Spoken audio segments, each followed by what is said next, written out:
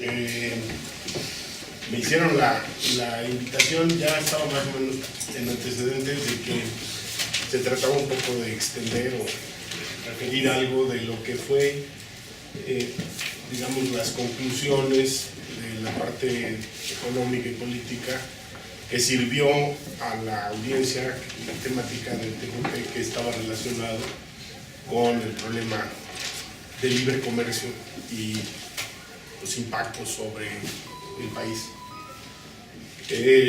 Es una iniciativa que tomó Andrés, trabajamos juntos ahí en la Facultad de Economía y la idea era que con las cosas de trabajo sobre el TLCAN, el Tratado de Libre Comercio del Norte, que sirviera un poco de base para ilustrar el tipo de cosas que ocurren en el momento en el que estaba desarrollándose el trabajo del tribunal, que es más o menos un elemento importante. Bueno, casualmente estamos celebrando, si se puede, el 20 aniversario del Tratado de Libre Comercio. Y entonces salió acabamos de estar ayer y antier, en una evaluación de cosas del TLCAN con investigadores, gente de Estados Unidos, de Canadá y de México. Bueno, la parte que creo que, como no es una discusión de especialistas, sino se trata más bien de orientar a tener referentes de cómo están las cosas, pensando, digamos, en el asunto del periodo que va para atrás, por un lado, y por el otro lado tratar de llegar al corte de las cosas hasta, digamos, diciembre del año pasado, que sería un poco, pues, el contexto en el que nos hemos movido, el tipo de cosas que hubo, etcétera, etcétera, y para que vean más o menos por dónde anda la cosa. Entonces, un referente muy central es este del Tratado de Libre Comercio, que se firmó en 91 y entró en vigor en 94.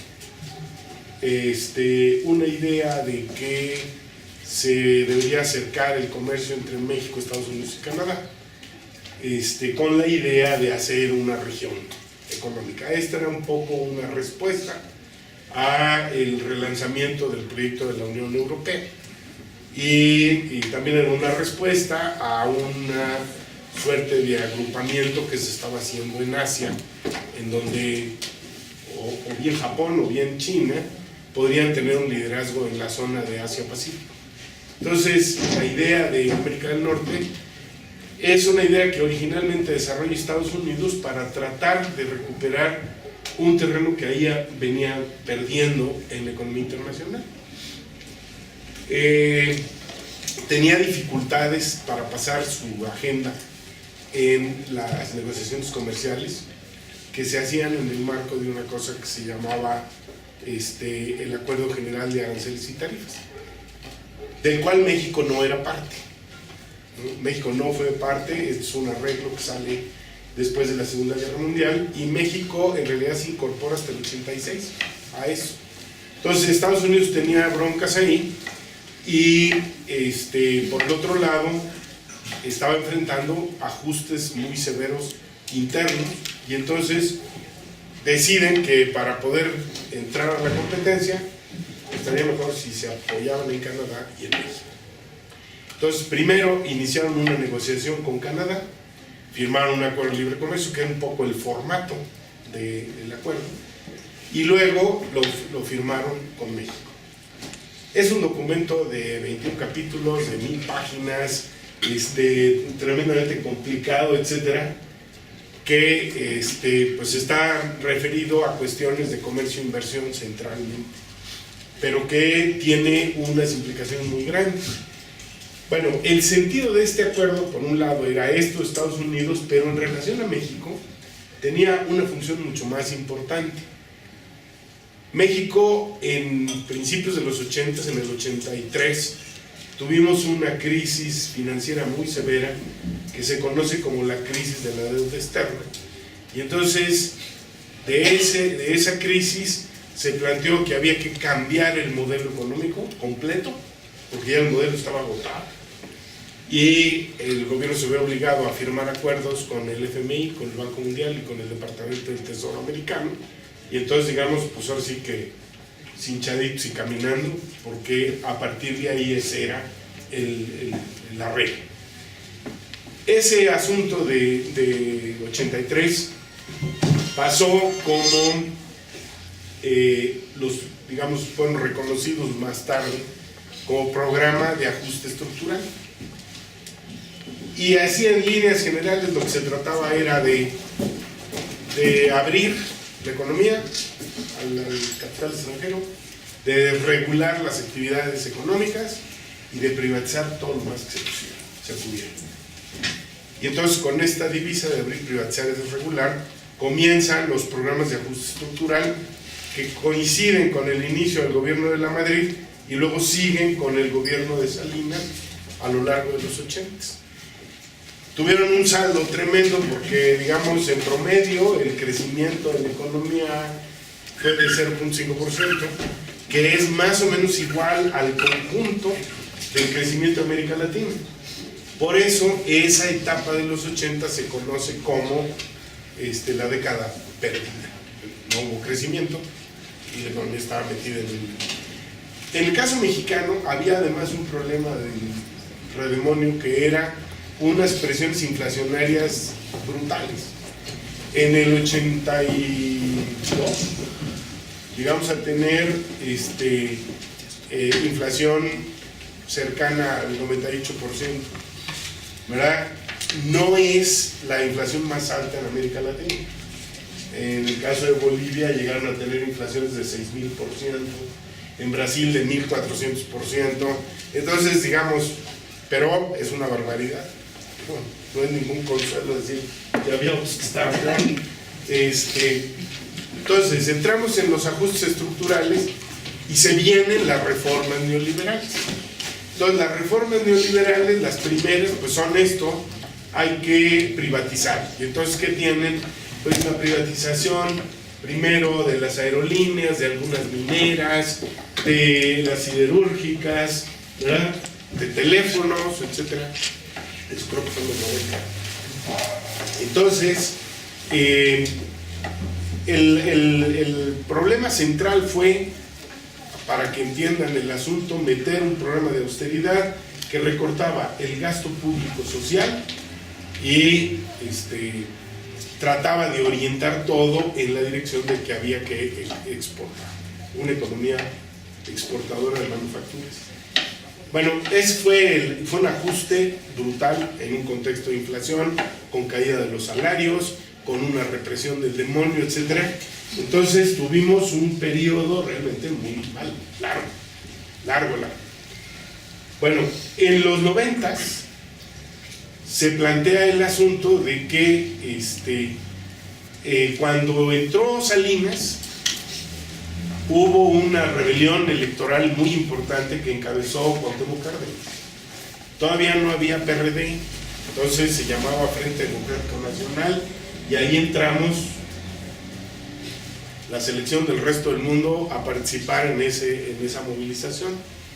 Formalmente Cuauhtémoc ganó las elecciones, pero realmente las perdió porque manipularon el sistema electoral, que en ese entonces estaba en manos de Gobernación, y declararon que el sistema se había caído y entonces no había manera de contar quién había ganado. Bueno, para evitar ese tipo de broncas, entonces, de que llegara, decían en Estados Unidos, un populista al poder, entonces plantearon el problema de que pues había que codificar todos los cambios en un documento como el Telecan. Y entonces el Telecan lo que hace en 94, cuando entra en vigor, es meter, digamos, código de por dónde tiene que funcionar todo y qué se puede y qué no se puede. El 94 coincide con la llegada de Zedillo, pero más importante, con el alzamiento del ZLN en Chiapas. Y entonces, ¿qué anuncian los del EZ? Bueno, pues el Telecan es una sentencia de muerte para los pueblos indígenas y en particular para los trabajadores y productores agrícolas. Ese es entonces el... Y el 94 finalmente está marcado por una severísima crisis financiera. O sea, en el 83 tuvimos una y en el 94 otra, con una devaluación del redemonio y con condiciones tremendamente conflictivas en términos de desempleo, de caída salarial, etc. Entonces entra una segunda ronda, aunque todavía esas se llamaban reformas estructurales de primera generación, que tenían que ver básicamente con el problema de cómo corregir el déficit de las finanzas públicas. Ese era el argumento. Es lo mismo que está pasando ahorita en Europa. Están alegando que para corregir los problemas del déficit de las finanzas públicas, pues todo el mundo tiene que apretar el cinturón y fregarse. Bueno, entonces entra lo del 94 y entonces tenemos este segundo tiempo, ¿verdad?, de privatizaciones que tiene que ver con la banca que había sido estatizada en el 83, de repente pues hay que volverla a privatizar. Y entonces ahí hay un problema muy importante que es el cambio de dueños, porque los dueños antes de 83 eran todos mexicanos y después del 94 o a partir del 94 prácticamente no queda más que un banco nacional, que es Banorte. Todos los demás pelan, todos pasan a control extranjero y es un sistema financiero con un altísimo nivel de concentración en donde los cuatro primeros bancos controlan prácticamente el 70% de los activos totales. Estamos hablando de BBV, de Banamex, de Santander y de HSBC. Con eso tienen ustedes cerca del 70% de los activos del sistema financiero mexicano. Pero entonces ahora ya están todos en manos de extranjeros. El Telecán lo que hacía era fijar una ruta para que hubiera una mayor integración de la producción de bienes y servicios. Y desde el principio quedó claro que no habría libre movilidad de la mano de obra. Los 90 están marcados por un problema de desajuste brutal en el campo y en una aceleración de la migración de México a Estados Unidos. La migración en los 90 debe haber andado como del orden de los 350,000 o 400,000 personas promedio anual yéndose a Estados Unidos, y entonces prácticamente hay una hemorragia de trabajadores que salen del campo y se van a Estados Unidos. Ahí está, digamos, la prueba de que el EZ no estaba tan equivocado con este asunto de que era una sentencia de muerte. Bueno, el otro punto más importante es que esta cuestión de lo que había sido la amenaza electoral de Cuauhtémoc Cárdenas se trata de resolver sobre la base de acentuar en el sistema político una salida a la crisis con un esquema bipartidista al estilo americano, demócratas y republicanos, y acá pues serían PRI y PAN. Pero entonces cae una anomalía ahí que es la del PRD, que el PRD pues digamos se forma después de las cuestiones de 87, ahí se va consolidando, y luego en una de las elecciones finalmente consigue ganar el gobierno de la Ciudad de México. Y entonces, bueno, pues al final se queda como un partido que diría yo sería, no es nacional exactamente, sino un partido, si quieren, multirregional, porque está en algunos lugares nada más, pero con una presencia relativamente importante. El sistema político queda con este juego medio raro, porque estaba diseñado para hacer un esquema bipartidista y en realidad salió uno tripartidista.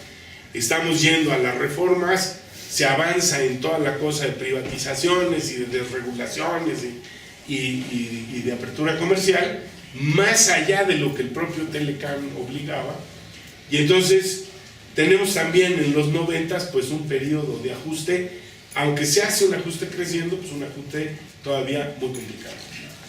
Bueno,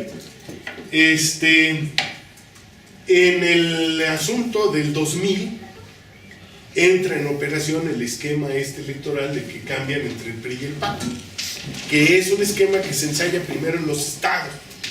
Esto es muy importante porque los primeros estados en donde se ensayó la alternancia electoral fueron los del norte. Chihuahua, Chihuahua, Baja California, Nuevo León, y luego Guanajuato, ¿no? Entonces, digamos, ahí se vino este esquema de alternancia con la idea de consolidar esto. Y desde luego, pues en todos los casos, el asunto de apretar y aflojar alternativamente para meter controles adicionales sobre el sistema educativo, el sistema de salud y el sistema de seguridad social. Entonces, el control de las pensiones, el control del sistema de salud, que está dividido en 3 sectores, el de la salubridad y asistencia, el del seguro social y el del sistema del ISSSTE para los trabajadores del servicio del Estado. Este es, digamos, un poco como avanza. Por supuesto que no han podido avanzar así lícito porque ha habido resistencia en todo, prácticamente en todo. Ahora, esto también es importante porque para cuando llegamos ahora, pues tenemos una colección de derrotas brutal. Esto es sumamente importante porque si no, no se entiende. No se entiende, pero de repente hay gente que sale y dice, qué barbaridad, qué raro, se viene encima esto y mira, no se mueve nadie. ¿No? Pues no se mueve, cada vez que se muere le rompen el hocico. Pues no está tan sencillo el panorama. Y no está tan sencillo porque venimos arrastrando derrotas en todos los frentes.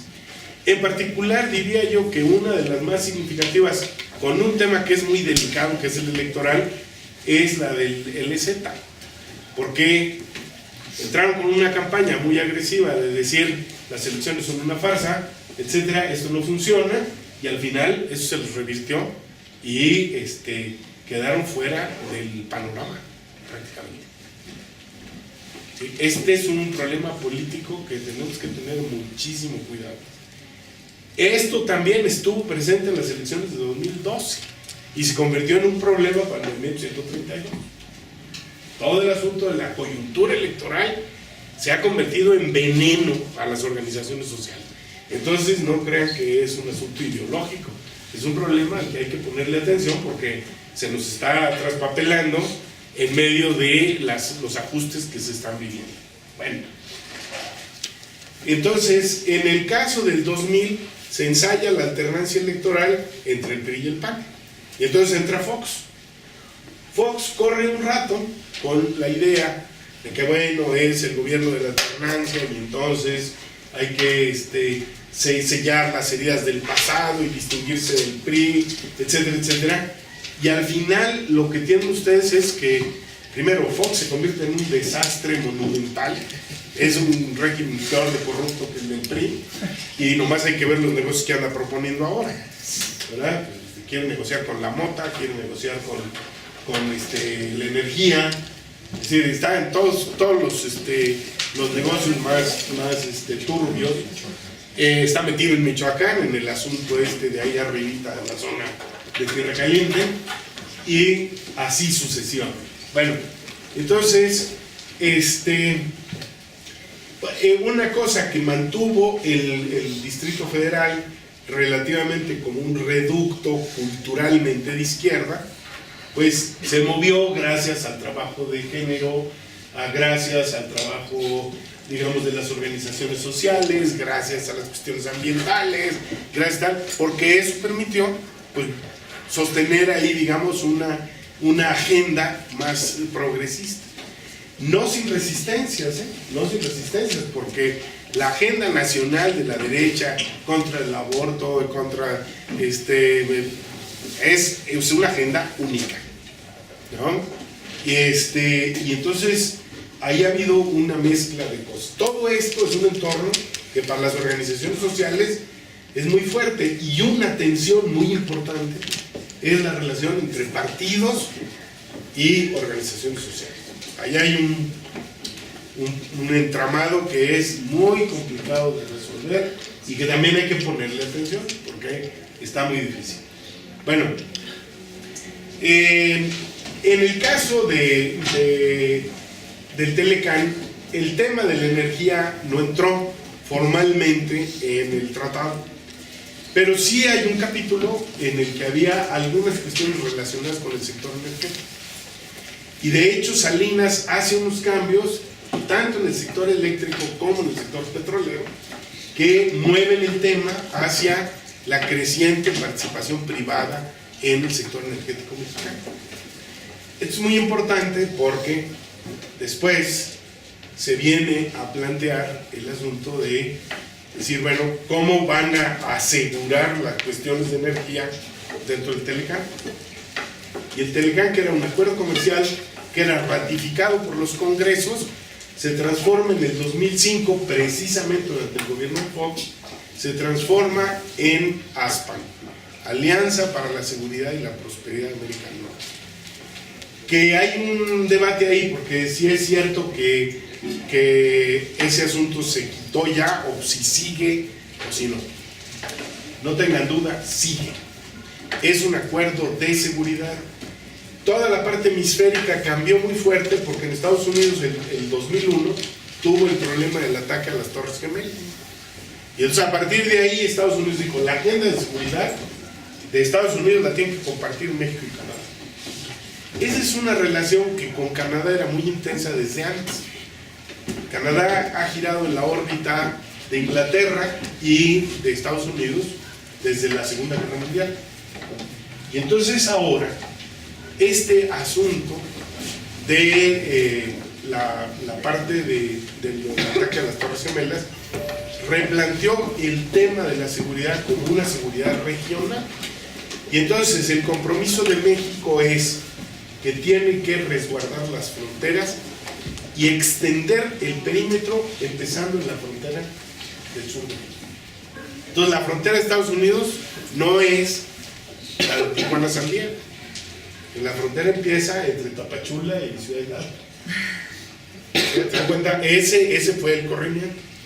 Fox traía además otro tema que nos movió durante un rato muy fuerte y una cosa en la que Andrés y yo participamos mucho y hicimos unos libritos ahí sobre el Plan Puebla-Panamá, porque se planteaba el asunto de que como no, bueno, ya no tenía mucho sentido ir con lo del Telecán, entonces le cambiaron de nombre, lo convirtieron en un programa de desarrollo y entonces lo extendieron para tratar de jalar a la gente de los estados del sureste y sobre todo tomando en cuenta que estaba el zapatismo ahí muy en auge. Bueno, este es el punto en donde se vuelve un poco más compleja la cosa y las relaciones de las organizaciones hoy tienen, esa es la agenda que hoy está vigente. Los que están luchando contra las presas, los que están luchando contra la minería, los que están luchando en defensa de los bosques, los que están luchando por las cuestiones del agua, los que están luchando contra la privatización, etcétera, etcétera. Esta es la agenda. Más la otra agenda que venía, que es la de las organizaciones sociales, incluyendo dos especialmente, que es la agenda de la educación y la salud. Por eso están ustedes viendo contingentes que hasta la fecha siguen metidos en la bronca, ¿verdad? Porque están en medio del programa de austeridad. Bueno, entonces vamos avanzando en este entorno. En el 2005 se firma este acuerdo del ASPAN y hay tanta resistencia, se convierten en broncas cada vez que se citan a conferencia y eso se arma un desmadre y entonces deciden que lo esconden, pero sigue funcionando. Y entonces ahí está participando la Secretaría de la Defensa, ahí está participando la Secretaría de Marina, ahí está participando la PGR, ahí está participando Gobernación, Relaciones Exteriores. O sea, el esquema de seguridad es un esquema compartido. Esto es muy importante porque son de los cambios nuevos que estamos viviendo. Bueno,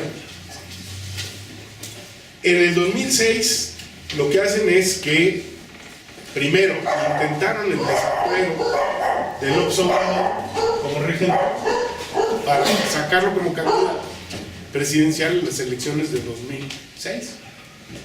Y entonces se hace una tensión del recarajo y al final se echa para atrás lo de Fox. Pero se ven obligados a hacer el fraude en el 2006 y entra Calderón. Entonces sigue la alternancia, ahora PRI-PAN con el segundo gobierno panista, y como hay un elemento nuevo de presión de masas muy grande, entonces se ven obligados a montar unos esquemas de seguridad dentro del nuevo contexto, prácticamente militarizando todo el país. A la PFP le dan prácticamente funciones militarizadas.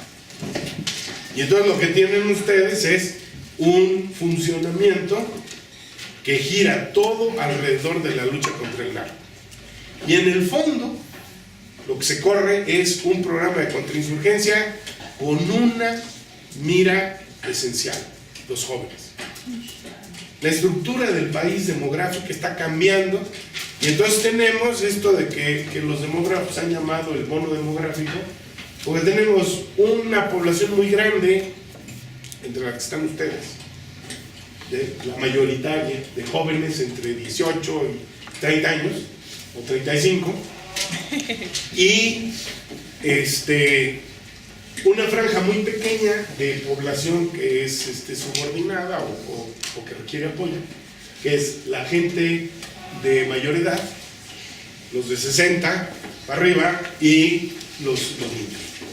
Entonces, la franja esta, pues es la más complicada, porque dentro de esa franja hay 7,5 millones de jóvenes que ni estudian ni trabajan. Y entonces eso se convierte pues en una bomba de tiempo. Entonces la criminalización a partir de ahí sobre los jóvenes es: cómo te vistes, qué pareces, cómo andas, pareces joven, pareces desmadroso, pareces hippie, pareces punk, pareces lo que sea, y entonces te conviertes en un objetivo declarado. Y todo el esquema está con la idea de contener la cuestión juvenil. Por supuesto que el esquema represivo no es el único, pero es uno de los puntos centrales. Es un cambio. Se llega al asunto de lo del 2012, de nueva cuenta, pues con esta anomalía del sistema electoral, con una gente planteándose que puede entrar a desafiar el sistema electoral. Y ya pues con el país tremendamente deteriorado por el problema del combate al narco y el saldo brutal de violaciones de derechos humanos en términos de muertos, desaparecidos, secuestrados, desplazados, porque el saldo de eso es verdaderamente descomunal. Bueno, entonces ya se plantea ahí la agenda de la segunda generación de reforma estructural. Entonces, otra vez, la reforma a la educación, la reforma a la salud, la reforma a la seguridad social en un segundo nivel, y luego, como nuevas, la reforma laboral, la reforma fiscal, la reforma energética y un cambio muy importante en la reforma política. ¿Cómo? Y la agraria. Y bueno, lo que pasa es que ahorita esa todavía no la explícita, nomás está, digamos, dibujado. Pero estamos en el corte. Entonces en el 2012 se llega a este periodo con una situación de desgaste tremenda del gobierno y con una crítica creciente al problema del manejo militar del asunto del combate a la droga. En eso jugó un papel muy importante el movimiento de Sicilia, otros movimientos en organizaciones sociales en distintos lugares del país, en estados, en Morelos, en Guerrero, en Oaxaca, en Chihuahua, en Sonora, en muchos de los lugares del país en donde había violencia desatada contra el narco. Formalmente ahí hay una respuesta muy importante. Llegamos al cruce del 2012, que se veía pues como un proceso electoral, ahora sí que peladito y en la boca, ¿no? Sin mayor conflicto, sin mayor problema, etcétera, etcétera. Y eso tiene un giro con la irrupción del 132. Tiene un giro porque entonces se replantea. Debo decir que ni López Obrador estaba insistiendo en el problema de las reformas estructurales neoliberales. Ni López Obrador. O sea, prácticamente iba, excepto el tema energético, todo lo demás, ni en cuentos. Entonces, bueno, entramos a la transición, ¿verdad? Que es un cambio muy importante, porque es tal vez la elección en las que más se ha gastado dinero regularmente. Ahora, les llamo la atención sobre la cosa electoral, porque toda la gente, sobre todo la joven, tiende a ver con desprecio el asunto electoral, ¿no? Con ese tema electoral nos están rejodiendo una y otra vez. Entonces, no hay que subestimar la importancia de eso. Yo no soy partidario de la participación electoral, se los advierto. Nomás digo que es muy importante y hay que tener un ojo en eso, porque eso mueve el contexto en el que nos estamos moviendo. Y hay una cantidad de fuerzas que están ahí, que están bastante descompuestas y que sobreviven porque tienen recursos desde el Estado. Entonces ahí no hay crisis que valga. Por si uno comete una pendejada y pierde gente, se acaba la organización, pero esos, aunque sigan cometiendo pendejadas, les llega dinero del Estado. Y entonces, bueno, se vuelven invulnerables. Son los supermanes de las organizaciones. Siguen ahí, dando lata y jugando el papel de lo que eran los dirigentes charros. Es una representación falsa de los partidos paleros. Son partidos paleros. Bueno, entonces esto es muy importante, repito, y llegamos entonces a la coyuntura con un cambio muy importante. Fíjense, en el 2008-2009 vivimos la crisis más grave de la economía internacional desde la crisis de 1929. Una crisis de la que todavía no sale la economía internacional. Y desde luego la economía mexicana tampoco. Con el agravante de que yo acabo de hacer un recuento y sale en el 2012 en el Economist, The Mexican Moment, el momento mexicano. México, el poder emergente en Forbes, no sé qué en el Foreign Affairs. Todos, la maravilla, México, qué bárbaro. Y luego diciendo pendejadas sobre el asunto de que este es un país de clase media, todos viven muy bien, todos son felices. La situación ha mejorado, estamos maravillosamente.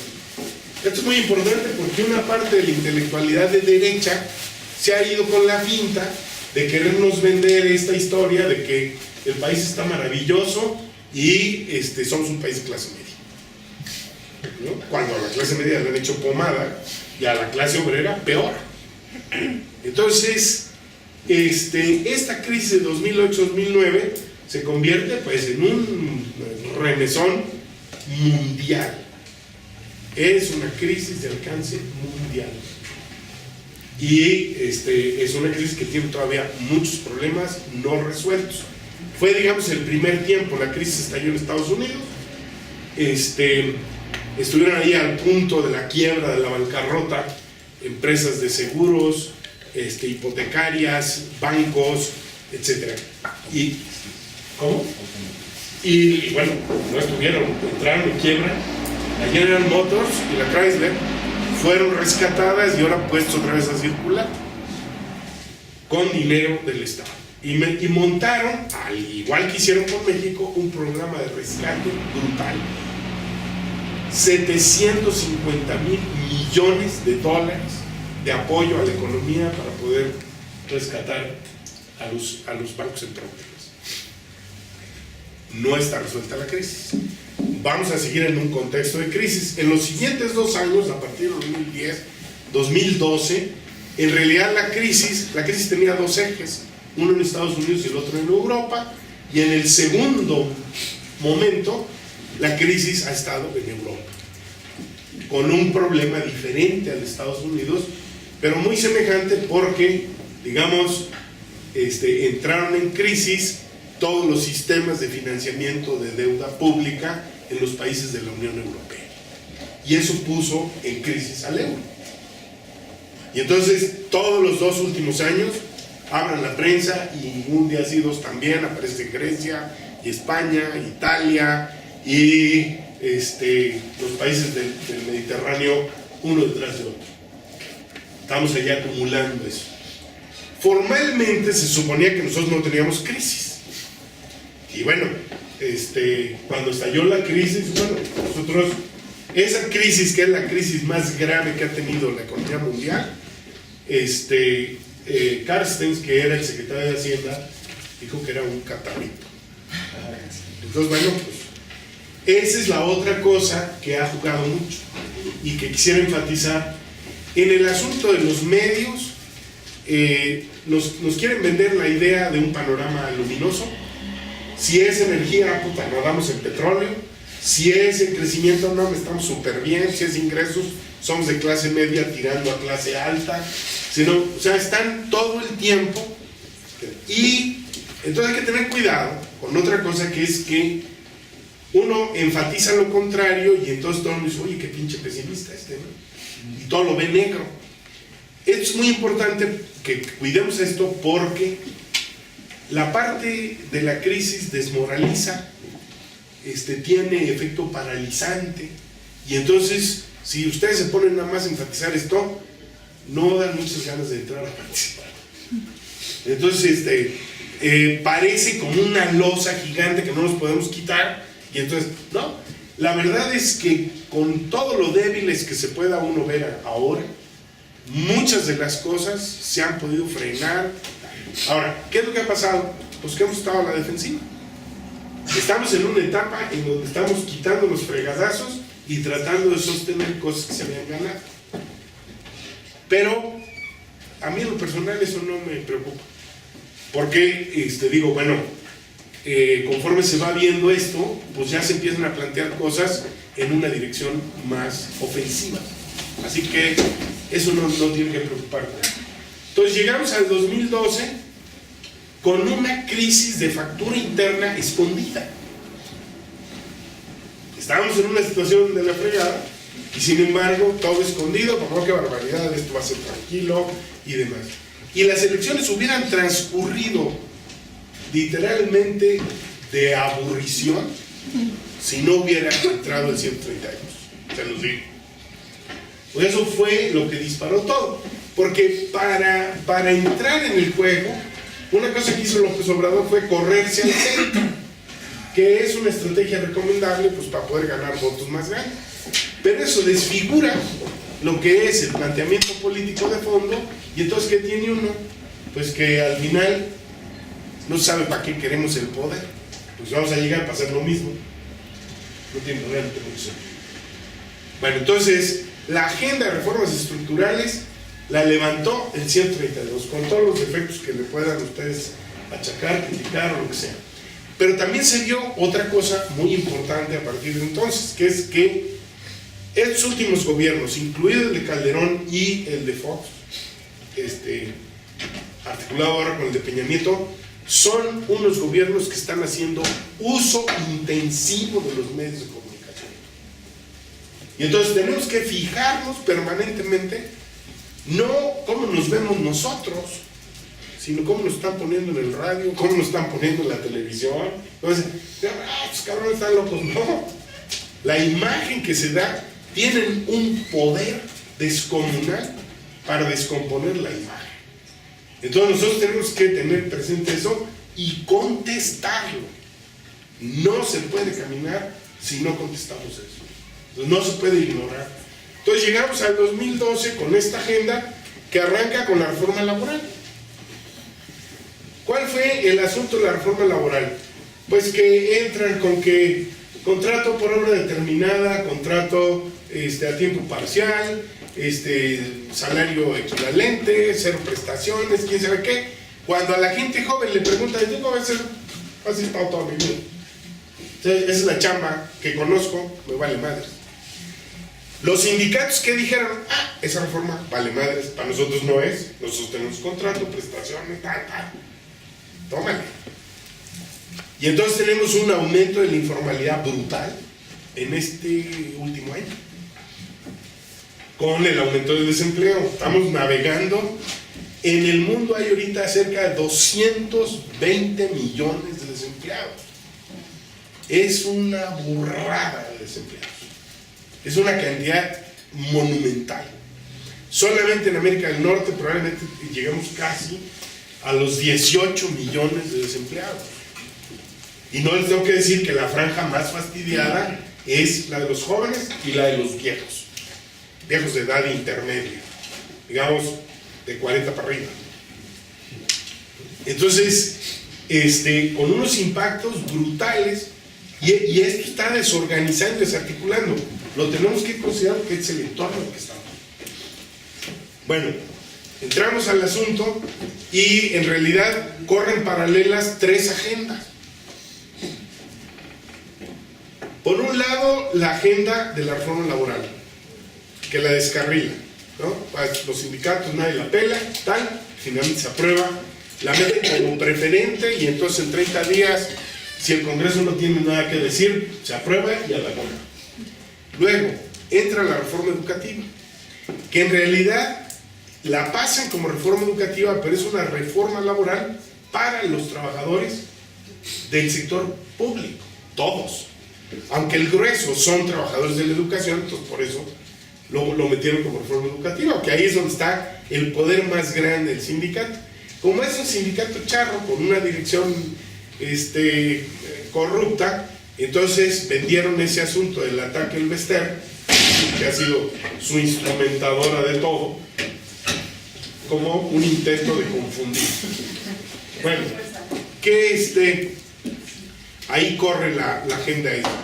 Luego empieza a correr de manera paralela la reforma energética y luego la reforma política, y entonces tienen a todo el mundo ocupado, ¿verdad? Y con una relativa incapacidad de atender el asunto con una manera unitaria y programáticamente conjunta. Entonces, los maestros dicen, pues hay que pelear por la cosa energética, pero, por ejemplo, López Obrador se concentra en que ni más de la pura cosa energética, y de repente, bueno, sí, los maestros también, si quieren, vénganse. En el caso de la reforma política, el peloteo está nada más entre los partidos, y entonces lo que tienen es una fragmentación. Y luego, la parte de la reforma fiscal empieza a dividir a los empresarios.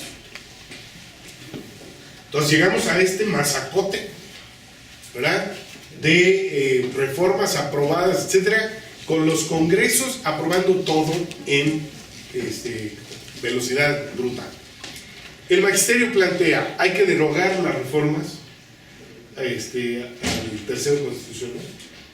En el caso de los que andan en la lucha de la reforma energética, plantean ahora que hay que derogar las reformas al 25, 27 y 28 constitucional. Y entonces, formalmente nos estamos moviendo todos en la dirección, pues, de que hay que derogar. Pero por el otro lado está este afianzamiento de decir, tomen, ya se hizo, no se puede hacer nada, y entonces lo que tenemos es esto. Y ahí nos vamos a ver.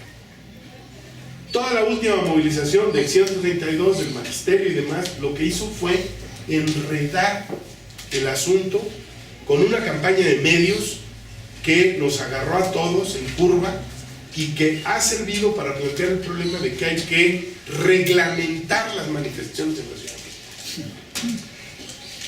Este es un saldo tremendo, porque entonces estamos obligados ahora a pedir permiso, tal, y al rato nos van a traer como en Estados Unidos queriendo que marchemos por la banqueta, y que si nos dicen que no, pues no podemos hacer nada y demás. Entonces este es un saldo. Nos han comido terreno y estamos enfrentando este enorme descontento con los varios niveles de broncas, y así. Llegamos a los 20 años del Telecán con la amenaza de un Telecán ampliado, que es el de la Alianza Transpacífica. Pero el Telecán, metido como sector energético, se convirtió en la cereza del pastel, y están empezando a ver cómo se lo van a distribuir, empezando con los gringos. Y este es el asunto. Van a entrar a la discusión de las leyes secundarias, de la reforma energética, van a tener que discutir las leyes secundarias de la reforma política. El premio para los diputados que aprobaron todas estas reformas es que ahora se van a poder reelegir.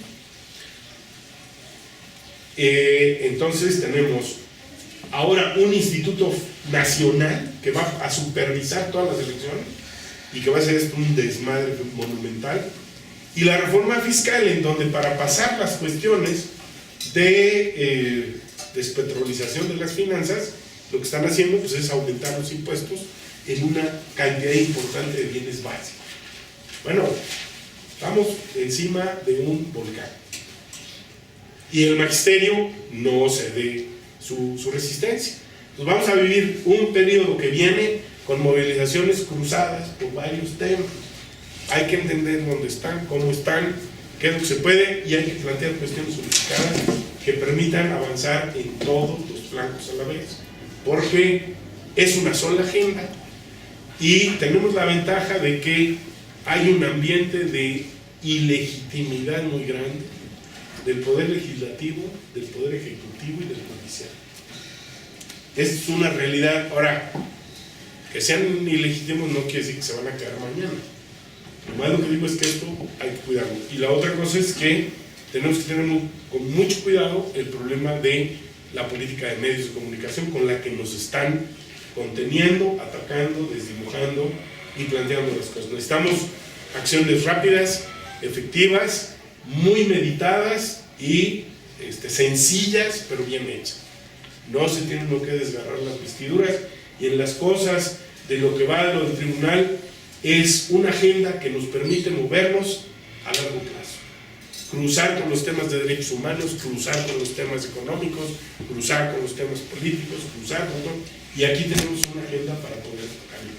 Bueno, ahí se los dejo y espero que si hay dudas, cuestionamientos o lo que sea, lo podamos resolver.